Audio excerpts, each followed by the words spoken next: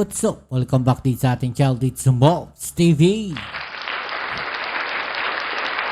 Alright, so tayo babalik muli mga babayan at ito po ang masamang balita dito po kay Senator Marcoleta mga babayan. Grabe, ano nga po ba itong masamang balita na to?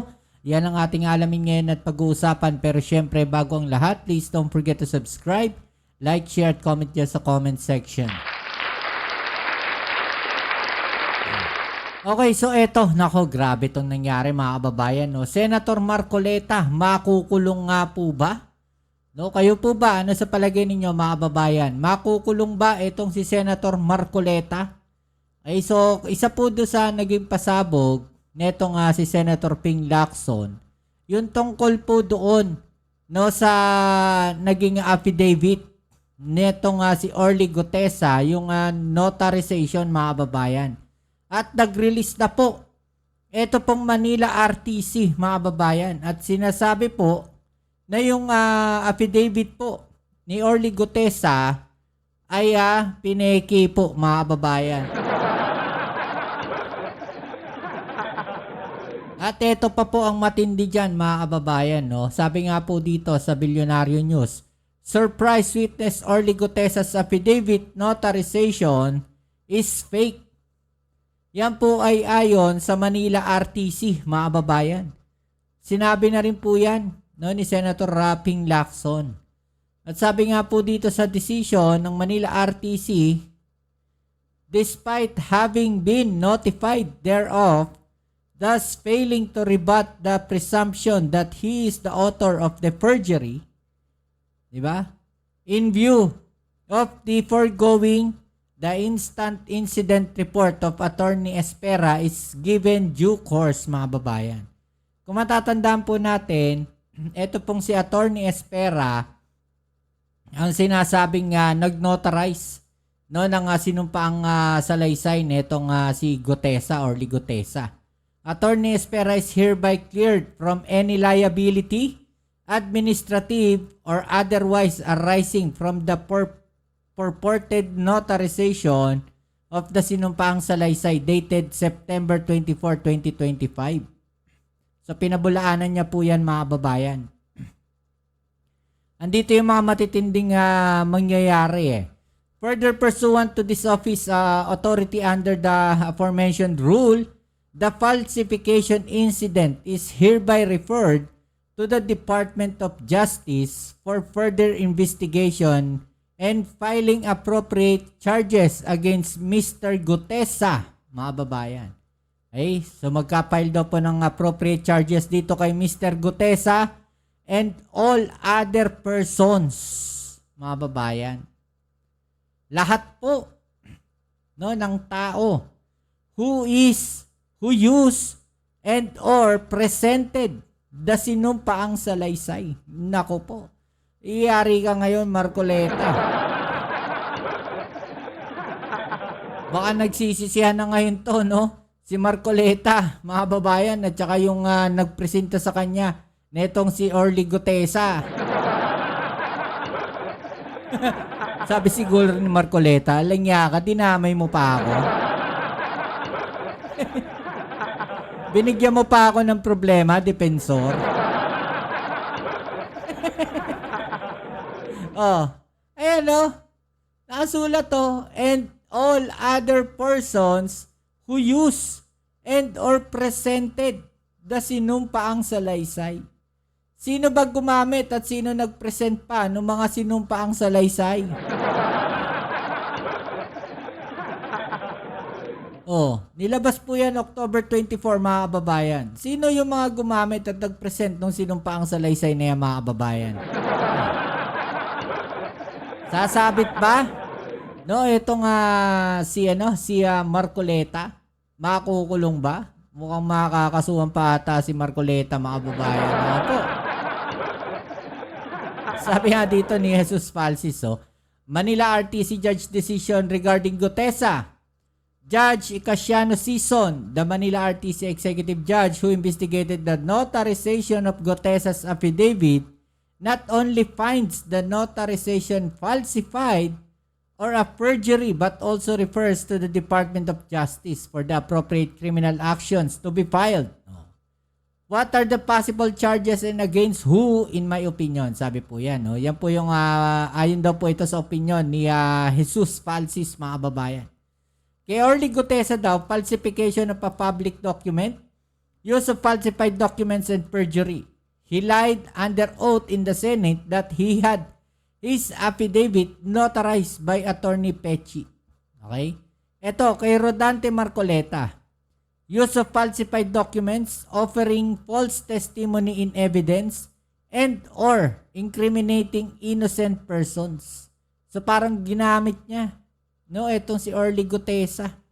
O eto na ngayon kay Mike Defensor. Offering false testimony in evidence and or incriminating innocent persons.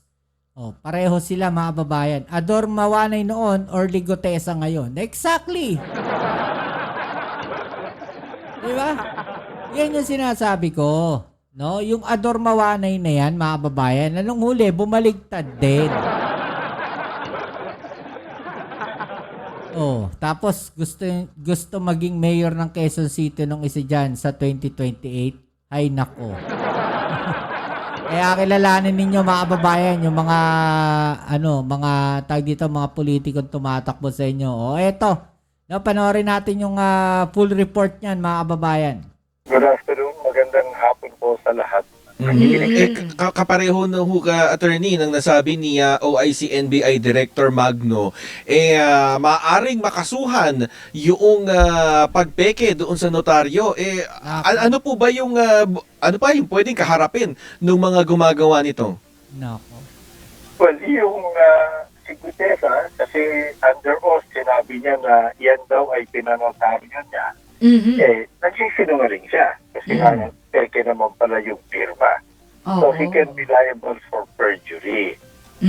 Pwede rin ho yan yung criminal case for introducing yung fraudulent evidence.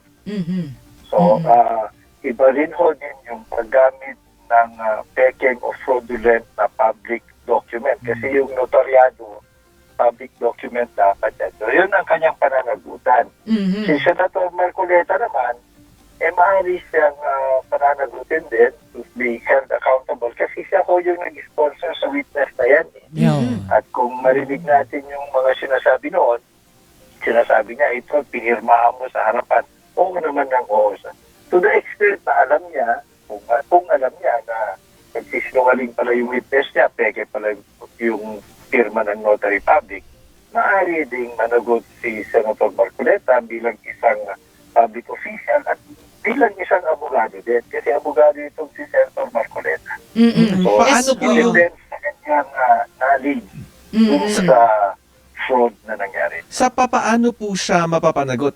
Ethics complaint po ba o pwede siyang kasuhan? Pwede ho siyang kasuhan. Hindi naman immune from suit ang mga senador. Pangalawa, bilang isang abogado, kung alam niya na merong depekto yung pagkanotaryo, hindi dapat niya yun pinesenta. So, it really depends kung to what extent ang kanyang kaalaman. Mabibigyan naman sila ng due process. Masasagutin naman sila kung sakasakaling ihahabla sila o they are held accountable. So, alam nyo, isasagot niya mga kababayan. Simple lang. 2 word lang. O 3 pala. Hindi ko alam. Oh, yun yung pinakamadaling palusot eh. Hindi niya alam na peki pala yun, mga kababayan. Kaya nga ang tanong natin dito kay Senator Marcoleta. Again, sinasabi ko hindi ako galit kay Senator Marcoleta. Baka sabihin na naman ng mga nagko-komento dyan. Ito lang tanong natin kay Senator Marcoleta. Bakit yung ibang mga testigo na may oras kayong mag-research ng background? O let's say si Yusek na lang ng DPWH, mga babayan. Noong nakaraan, na hearing ng budget ng DPWH, di ba? Bisnar ba yon? Si Yusek Bisnar. No? Nakapag-research siya ng background. Di ba? Kahit konti lang, nakapag-research siya. Bakit si Gutesa hindi siya nakapag-research? Dahil ba nakita niya, narinig niya na ang sasabihin ni Gutesa ay laban, no, dito kay kay Romualdez, mga kababayan? Dahil ba laban, no, dito kay Saldico, yung testimonya, at madadawit si Romualdez, ganun ba? At medyo malapit na sa Malacanang. Tandaan ninyo, may sinabing street doon na medyo malapit na sa Malacanang pa nga yun. Diba? Dahil ba yun yung gusto nilang ayoko na magsalita. Yun yung tanong natin kay Senator Marcoleta. Bakit hindi siya nag-research? Bakit naniwala ka agad siya dito?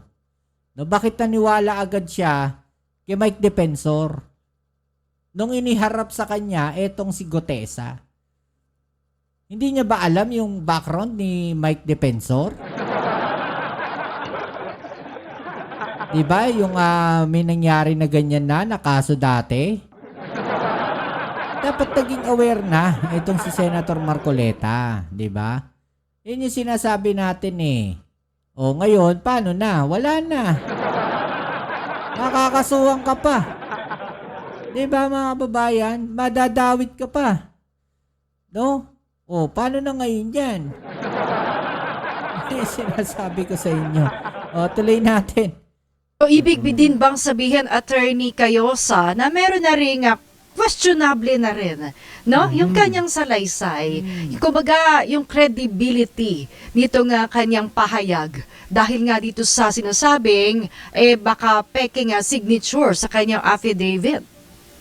Well, hindi na ho baka peke. Peke na. Kasi Peke, oo. inimbestigahan ako ng RTC. Pwede na ho mismo yan. As it is within his power and jurisdiction. So yung written statement niya, ito yung demolished yun. It's even a crime. It's even beyond credibility. Talagang krimen yung ginawa niya. Ngayon, meron din ho kasi siya nung, maalala niyo, nung magsimula siyang magsalita sa Senado, nanumpa siya separately. So yung salaysay niya dun sa Senado, yung kanyang oral testimony, under oath din yun. That's another piece of evidence. So, of course, it will still be valid kasi under oath naman, pero maaaring maapektuhan ditong fraudulent na pagkanotaryo ng similar statement niya. So, maaaring ma-infect. It does not invalidate yung kanyang statement under oath sa Senado. Pero yung credibility, kagaya nga nakita nyo, nabanggit nyo, maaaring mag-suffer. So, sino po yung sino po yung, kasi if I'm not mistaken, yung naging pagpapasya ng Manila RTC Branch 18 ay tinatanong niya yung DOJ kung kakasuhan ba to itong si Gutesa. So nasa DOJ po yung pagpapasya kung kakasuhan itong si Gutesa? Well, pwedeng DOJ, pwedeng Supreme Court kasi pwedeng sa abogado, si Senator Marcoleta, pwedeng Supreme Court, pwedeng IBP, pwedeng DOJ. Yung pag-introduce ng fraudulent na notarized document, revised penal code yan. So, Department of Justice, mga piskalya ang may hawak yan. So yun pala yung aabangan natin sa mga darating na araw kung ano yung susunod na magiging hakbang ng DOJ matapos nga yung desisyon ng Manila RTC. Oh, teka lang. Wait lang. Kasi nga nagsilabasan na yung mga salin ng mga senador natin. Kasi may mga nagsasabi na, teka lang naman, totoo ba to? Parang ang liit. Parang titignan daw yung lifestyle nitong ilan sa mga senador. Parang hindi naman, di ba? Parang hindi nagtutugma. Paano pong magiging kasalanan kapag ikay nagsinungaling sa iyong salin, Attorney Cayosa? Dalawa ho ang kasalanan dyan. Number one, perjury, because ang salin ho under oath. So either kung sinobrahan mo yan o kinailangan mo at napatunayan na gano'n nga ang ginawa mo, edi nagsisinungaling ka. Alright, so yan mga kababayan, no? So, yan muli, kita-kits tayo sa ating next video upload. Ito muli ang inyong Kuya Mobsid Sumbo TV. Peace. I'm out.